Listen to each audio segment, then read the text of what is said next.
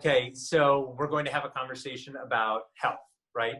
Last week we talked a little bit about health and what we think it means to the average person, what it means to us as individuals. And I'm hoping that this is a back and forth about maybe giving words of encouragement for how people can start to look at their health from a different perspective or a different lens. Yeah.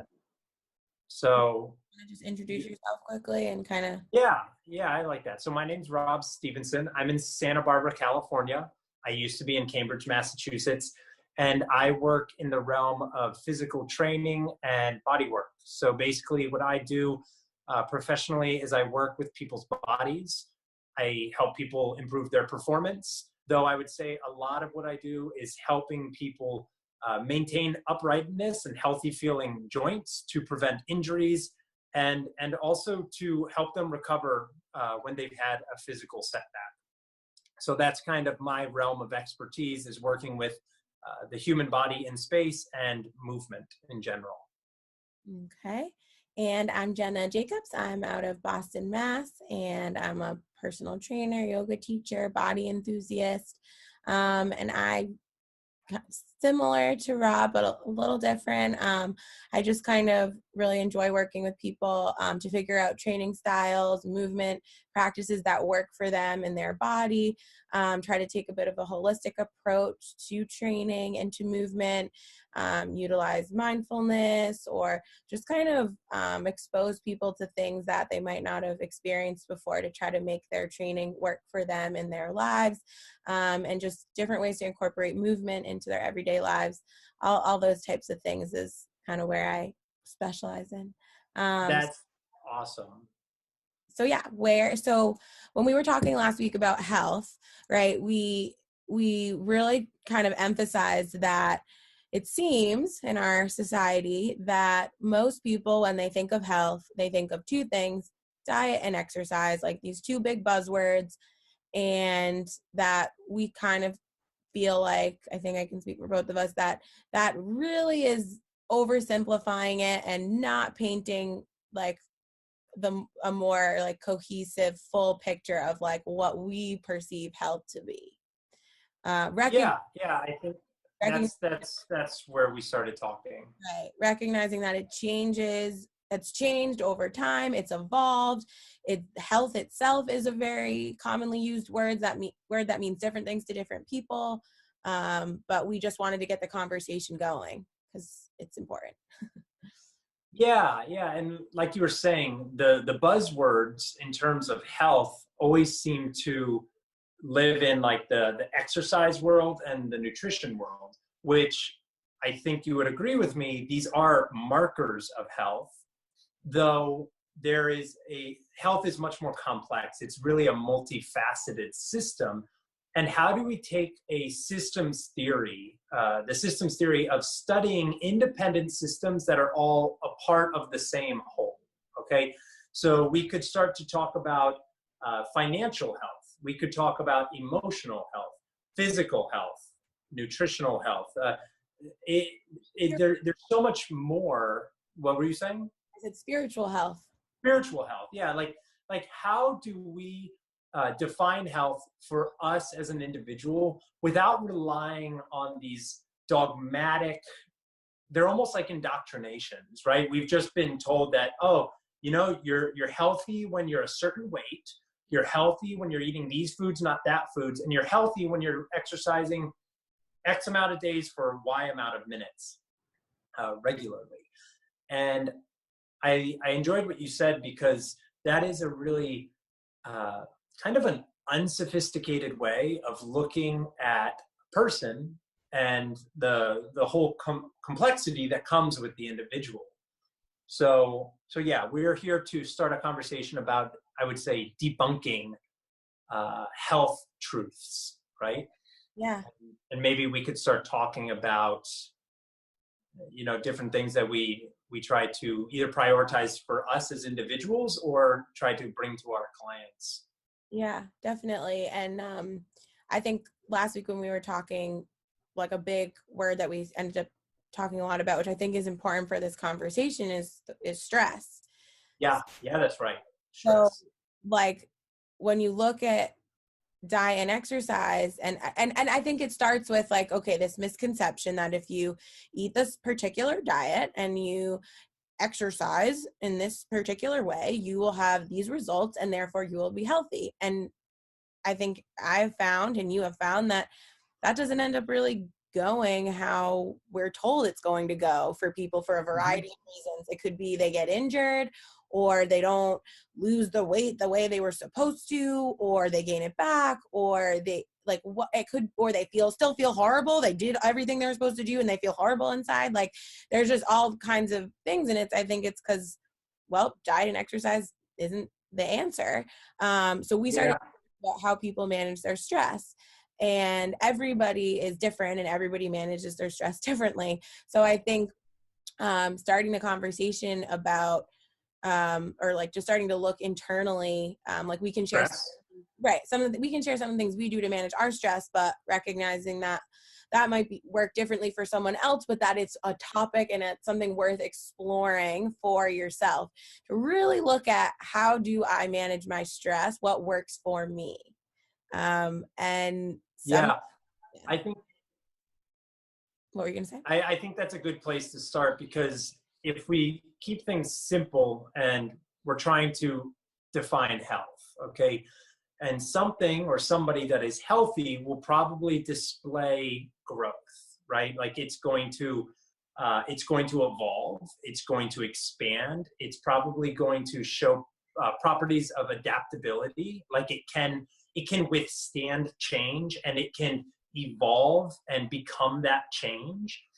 And I think these are all markers of something that is healthy, something that is getting the nutrients it needs, or whatever the demand is, it's receiving it. And so if we're talking about health, I think it's hard to be healthy if you have stress. Now, there's a whole nother conversation we could have at another time about positive stress. There is stress, like levels of stress are actually beneficial, right? Yeah. At the end of the day, if you're trying to grow muscles, you actually have to stress the tissues to a specific demand, so that the tissues break down and that the tissues then rebuild rebuild itself again. Though I don't think that needs to be today's topic, but I think differentiating the fact that there's such thing as good stress and almost bad or non-essential stress. And I think if we want to attain a healthier mindset, physiology, physical body, we probably want to start at this fundamental level of, how do I manage my stress? And when you say that, you're meaning, how do I manage my bad stress? Bad stress, yes. We all have it. We know that's let's put that out there. We all have stress. We have a lot of stress. Yeah. Modern lifestyle is stressful. I have a 13-month-old. It is stressful watching him sometimes, because he doesn't have words to describe what he wants. It is stressful being a 10-year-old, a 15-year-old, a 20, like one of the things that's really relatable as a human being is that we all have stress. Yes. Yeah. Almost like we should almost like embrace that, not stand on our differences, and instead like join in one another's arms, that the fact that we all have stress. And to what you said about a couple of minutes ago, it's evolving. It's always changing.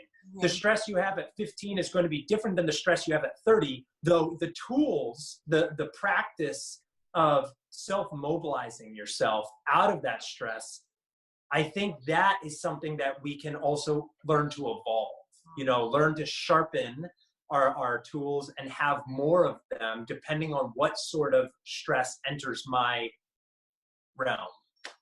Absolutely. And just like two things that came to mind. One is like, even my 87-year-old client, I was listening to her the other day, and she has all kinds of stresses. And I just remember thinking like, oh, this never ends. Like, she's 87. She should just be living it up. And like, she has all sorts of stresses. But, and then, what was the other thing I was going to say?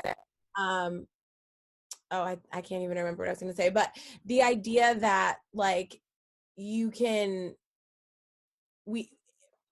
all are going to respond to stress differently in different parts of our lives. But if you can start to like figure out for yourself what works and how to like manage your stress, and it might be different every week, like diving into that is like hugely beneficial. You don't want to, like, if you're super stressed but you have this workout plan you're supposed to follow, but you're in like stressed out fight or flight, and you're gonna go do high intensity interval training and her heart beating super fast, like that might be working against you and you don't even realize it. So like I think that sometimes, like I know in my own life in the past, I read somewhere or I looked at something from a fitness thing and they talked about stress, or they talked about something and they were like, working out relieves stress. So I might have thought, oh, I'll go do this workout, it will relieve my stress, and it's like actually working against me. So that's where like trainers have personal trainers, like yoga teachers seek out yoga. Like that's where I like really believe it's like helpful to seek out someone that you trust, that knows about this, that can help you figure out what works for you. Yeah. I mean, there is no path. There's no one path for every person. Yeah. And I think maybe some of the ambivalence about figuring out how to manage stress is, I think it involves going inward. And I think going inward, one is it feels like a lot of work. Okay, so if you already have financial stress, psychological stress, guilt or shame, like these other things that kind of occupy a lot of your mind, and then someone's like, well, you need to get rid of your stress, and it's kind of like, shit, I need to do more, and I don't even feel like I have the energy to do that. Like, I'm trying to survive each day. I'm trying to have like a couple of balanced meals, go to work, take care of my personal hygiene, exercise, have enough money to live, and now you're telling me I need to add more. And I think that's where a lot of us get stuck, is like this action of going inward takes additional work, additional time, and it can be scary. It can be scary. It takes energy. It takes resources. And so I think that also Resources. makes it drives me to like, ooh, as we're having this conversation, I think it's important to recognize that we're two white people with like middle class backgrounds, grew up Privilege. Adequate resources. So like, I don't even know if we're talking about like the stress out of someone like who's a part of a vulnerable population, or some people of color in this country, like, or immigrants, right? Like we're talking about like 9 to 5 corporate stress, or like a sick parent stress. Like we're speaking from a privileged place. That's really introspective of you to mention, because for anybody that does listen to this, again, like we are talking kind of like a specific type of stress. You're in Cambridge or Boston, Massachusetts. I'm in Santa Barbara, so we are talking from a certain viewpoint, lens. Okay. I think so. Let's shift to let's see if we can kind of talk about like where the fitness, exercise, health industry is, because right now it seems to be, when I look at it, it seems to be in a pretty similar place as it was back in the 50s. Now, I mean, I've only been like in the gym world training people since the early 2000s, but I look at the research, and it's always been about gyms, right? Like we want to do our exercise, and then you see all the fads go through, and it seems like every decade there's new nutritional science that's coming out. I don't know how much it's evolved away from exercise in the gym or play sports and eat a balanced diet of X, Y, and Z. And I mean, like what's happening? What are we missing here? Right. Well, I think, and this is something like Katie Bowman talks about a lot. Like, I think the idea, the exercise gym was created because we had this movement drought, right? Like we no longer were working in the fields or moving our bodies. So we had to fill this void. So we created a gym to move the body, and came up with these, like, I kind of put some of the ways we eat in that category too. Like, we have a culture of convenience. We love convenience. We love quick fixes. We love easy answers. That's just like human nature, right? We think of it as advancement. But as far as like being holistically healthy, in some ways, I think we've kind of like shot ourselves in the foot, because we have all these gyms that are supposed to be making us healthy. And like, you know, you have way more experience long term seeing things than I do. But from what I can see, like, it's the benefits and the changes that people could be making just like aren't there. They just aren't happening. Like, feel, as far as like learning the body, feeling the body, speaking in ways that actually use words to describe the body. Like, it sort of seems like we have these kind of like fake gyms to fill this movement drought, but everyone's in shoes like that. You can't really feel your foot on the floor. Yeah, like they're not absorbing information through the sole, right? The soles of the feet. They're really not getting feedback as to like how their bones move, how their joints move. I love what you said about language, because the language around exercise is pretty unsophisticated. I don't want to just put down like the whole fitness industry, because I do think it's really making like leaps and bounds. But you know, there's this fixed way of thinking that more reps is better. The goal is always weight. We're not, I don't think enough people are looking at the quality of how the joints move, how the quality of how the joints move together. Not everyone's looking at the breathing apparatus, which some people would argue that you're not supposed to teach people to breathe a certain way. Other people would say, actually, the breath governs a lot of stuff that goes on in the body. So we don't have language for it. You know, we kind of think, I feel like we learn the body when we're 3, okay? Head, shoulders, knees and toes, knees and toes. And then we do the face, and then that's it. And then I meet people who are 63. They've been working out their whole life. And I would say this is more often than not. It's like the average person is like, well, I have head, shoulders, knees, and toes. And then I have like eyes, ears, mouth, and nose.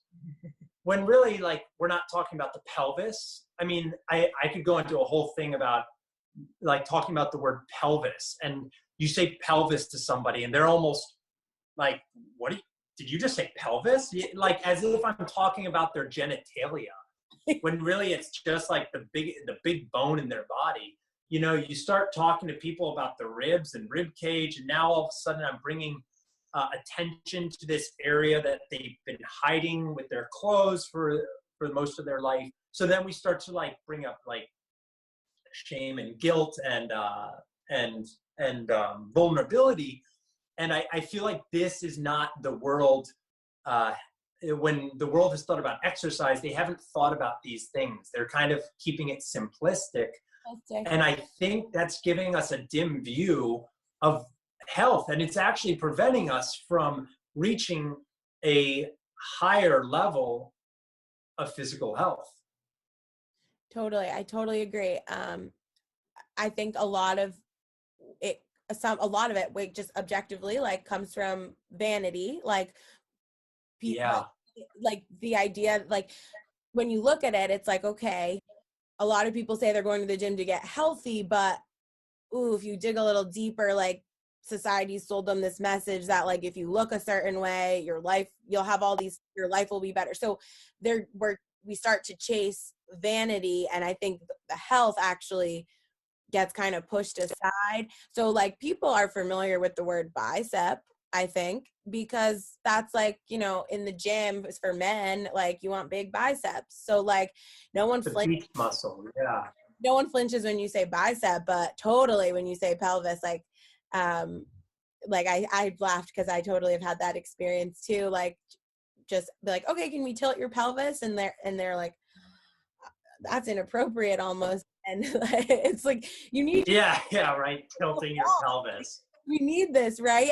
And yeah, like your bicep, matters as well in the full body context. But so, and we don't need to get into all the like, cultural narratives and conditioning that we're fed, because it feeds our economy. Like, vanity matters, we all care how we look, all that matters. But I think that our point is that what's actually healthy is sort of like isn't the priority. Like, it's getting pushed aside to this like whole vanity for vanity. Yeah. And we talked about this last week, and I think this is worth mentioning, is that if you don't have your stress under control, right? If you don't have mechanisms in place in your life to implement to lower your stress levels, your cortisol levels go up, right? So your hormones are actually imbalanced, and this can lead to fat accumulation. Like, if you're stressed, you are actually somewhat experiencing a metabolic incongruency.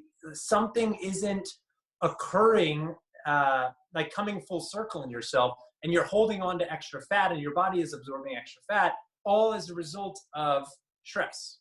So it's almost, it's kind of like, it's a vicious cycle, right? We go to the gym, we work out more, we eat a certain way, but then, like, because we're not thinking about how stress even has to do with our vanity, we're actually like we're not getting the results we want. Working against ourselves, and like we're working, yeah.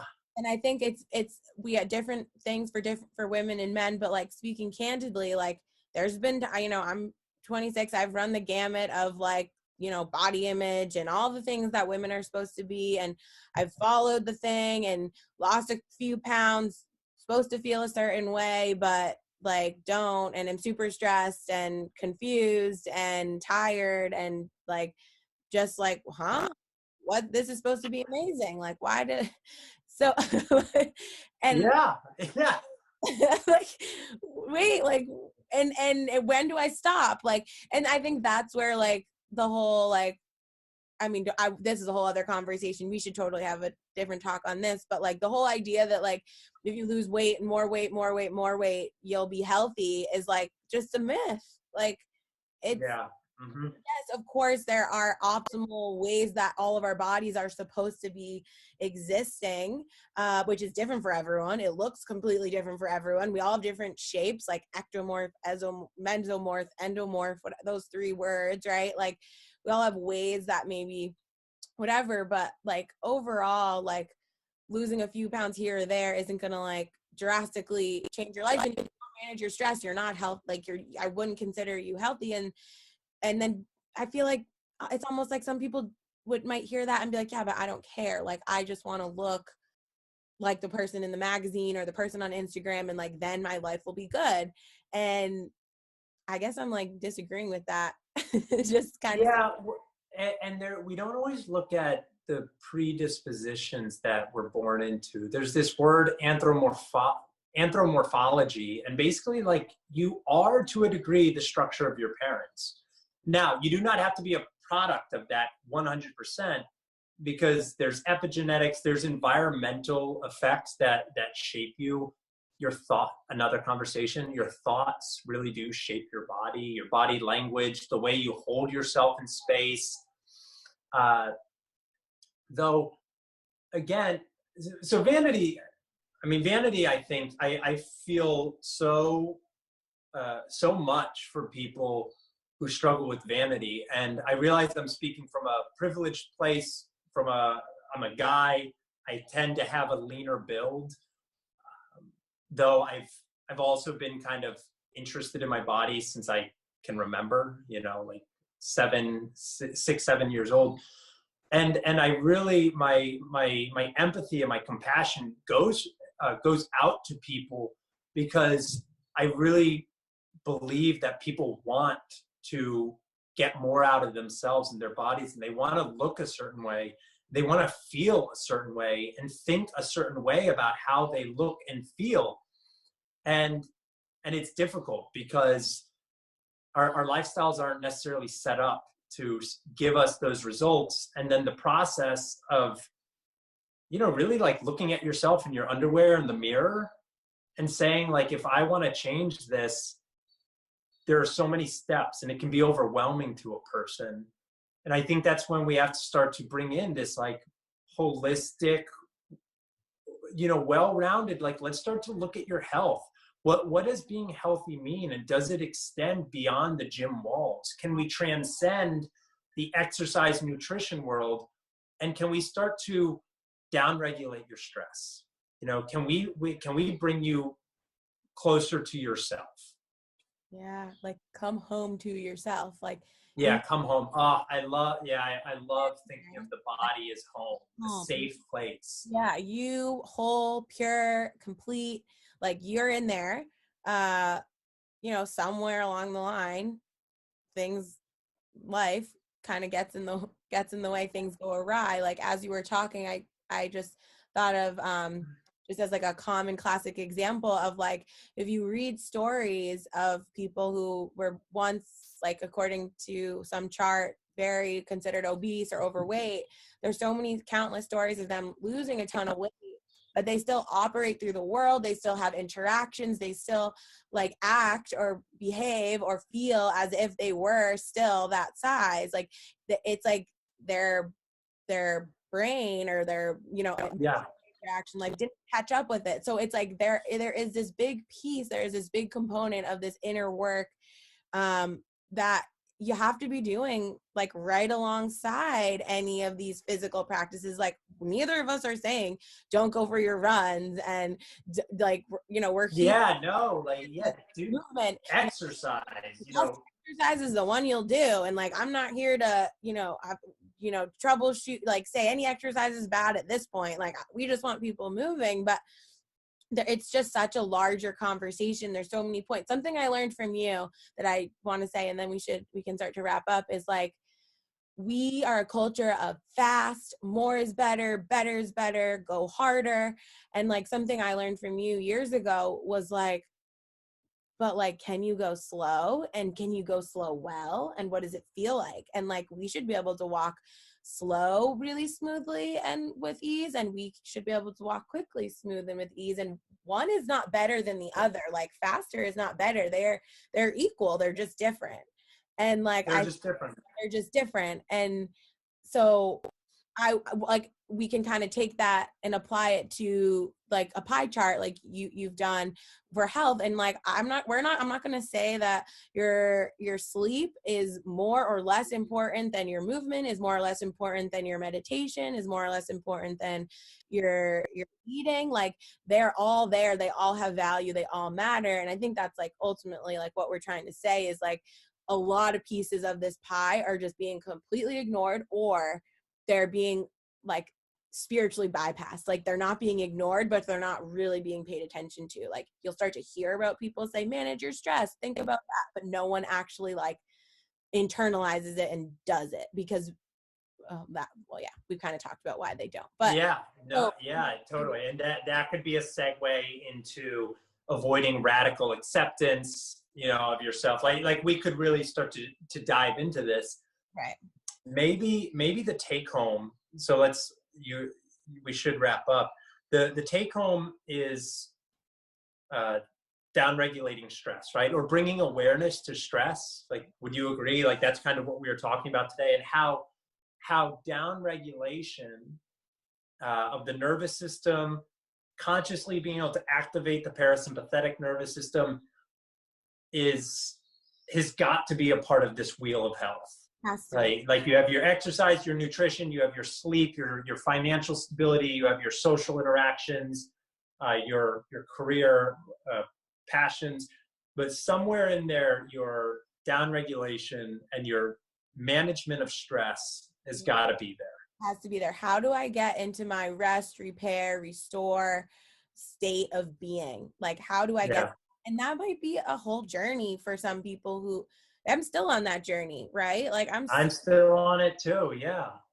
It's a journey, but it's so important. And like, pick quickest example I can think of just to kind of, for someone who might not be familiar with this or be kind of confused if they confuse what we mean, like, okay, in yoga, generally the idea is to start a class by like lying down with breathing, right? And for a lot of people, that really brings them into this parasympathetic state because they tune into their body, they slow down, they start to notice their breath. We all know the benefits of slowing the breath down, whatever. But maybe there's another person who like that actually makes them go into like fight or flight, like that makes them anxious to notice their breath or be quiet. Like maybe they had trauma or have some different experience that doesn't work for their system. Like, okay, maybe something that works for them is like starting class with play or a game, or going for a walk. Like maybe they don't do yoga, they go for a walk in nature. Like, we're not saying that you have to do like a certain thing to manage the stress, but we like there, and it could look a variety of different ways, but starting to figure out what does work for you, trying out different things. Yeah, that I think, and allowing things to fail, because Yeah. what you just said is like, you are going to try so many things to figure out what tickles you in the right way. What I mean, when you feel that shoulder drop and it's almost like you can exhale, and you're not just tuning out with TV, you're not eating sugary sweets, because what I mean with that is like mind altering substances. Like for the longest time, for a lot of people, is like alcohol is a way to relax, pot is a way to relax, eating comfort foods, watching your favorite TV shows, and these aren't bad. They're not bad. Though if we're thinking about sustainability, it's like, I would say to somebody, if you do that for the rest of your life, you're no longer encouraging that growth, that expansion of the health sphere that is like your being. And so they might be good launching pads to, if a glass of wine helps you unwind, that's fine. Though, do you need it every night? Do you have alternatives? If you don't have the wine on Wednesday, do you have something else to go in its place that creates a similar effect? Not the same effect, but something where it's like, it's this deep settling. It's almost like, I guess settling's an appropriate word. And can you find that? And can you be okay with the fact that you're not going to find it tomorrow? If you continue to look, you eventually will, though. Yeah, totally. Yeah. Like, I think kind of what you're getting at a little bit is like, sometimes we think we're relaxing, but we're really kind of like numbing out, like Netflix on Yeah. like, wouldn't I like, yes, that might seem like the end of your day relaxation, but like, I'm not going to put that in this category of the pie chart. Like, Yeah, I agree. Because if you're doled out to your sensations, desensitizing yourself, I think that's a little bit more of escapism.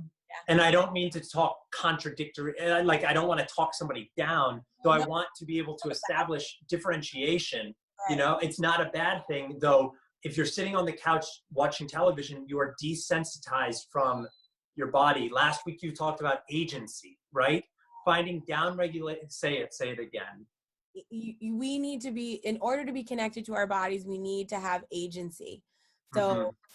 So I think that's part of like, you can get suggestions, you can work with all the but you want to come to it on like yourself. You want to feel like you are, like we said, you want to come home to your body. So you're going to find what works for you. And that has that mental component to it. So like, no one else can kind of do this work for you. Yeah. Does that make sense? Let's, you want to end there? I think that's great. No one else can do this work for you. Okay. I think that's such kind of like. All right. And so let's just end by kind of sharing like one or two things that we do, or we've like I'm on this place in my journey. I'm 26.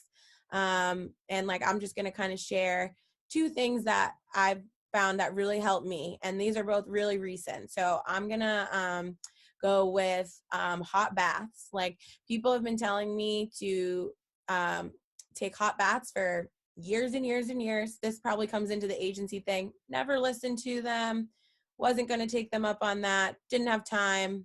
Like, I'm doing all these other things to take care of myself. I'm not going to do that. Started taking hot baths, do sea salt and baking soda. That's a different conversation when I do that. But, and like, that's an aha type of thing for me. Like, not getting too personal, but like something about, like, kind of like you said, like, we have vulnerable parts of our body that we generally cover up and ignore.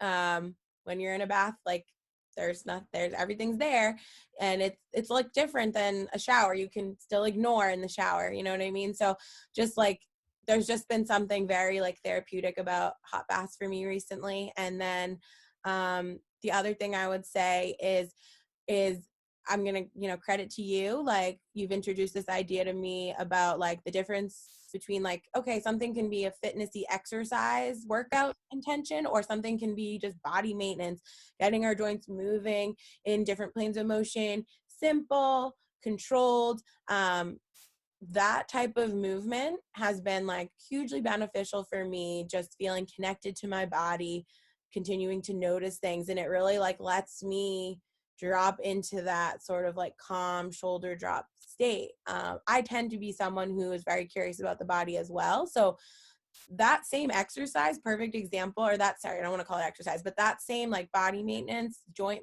movement type of things, like, might be like stressful for someone else, because they might be like, I've never done this before. This feels foreign. I'm scared, right? But that's like what's been working for me, especially recently. And what about you? For me, the past few years, I got back into journaling.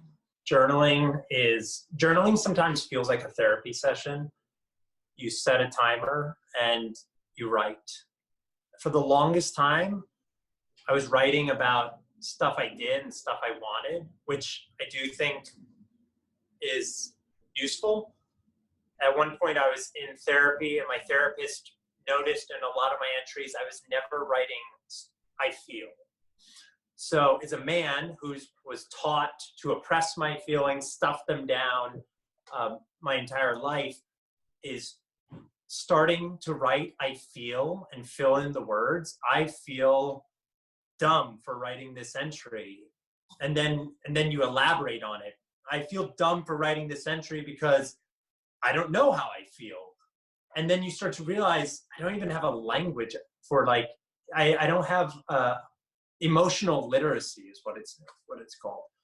So journaling has not only just transformed the way I think about my words and my thoughts and my feelings, it's really kind of taken its own journey. I mean, it started as really simplistic, and now it's become kind of its own thing.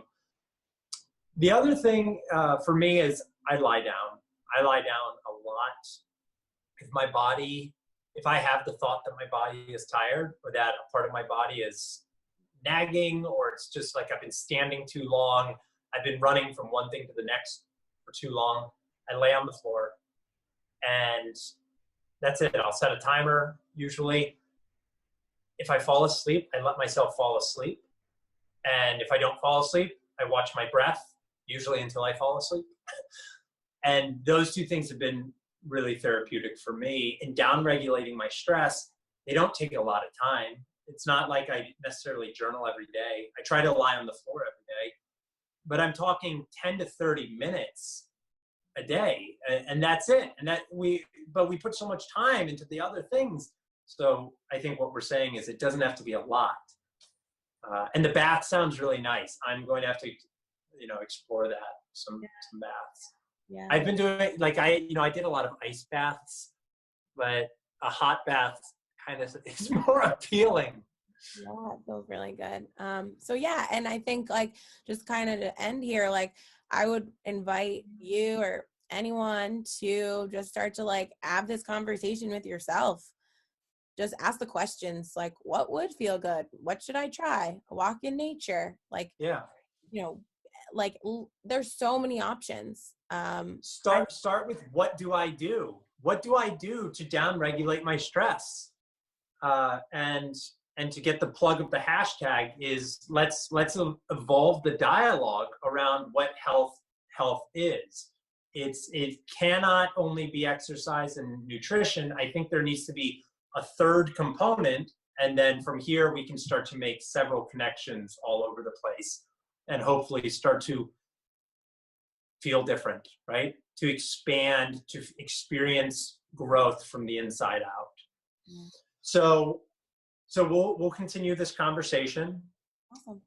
If anybody has questions, they should leave comments and reach out to Jenna or I and let us know if you'd like to see more conversations like this. All right. Thanks, Rob. Thanks, Jenna.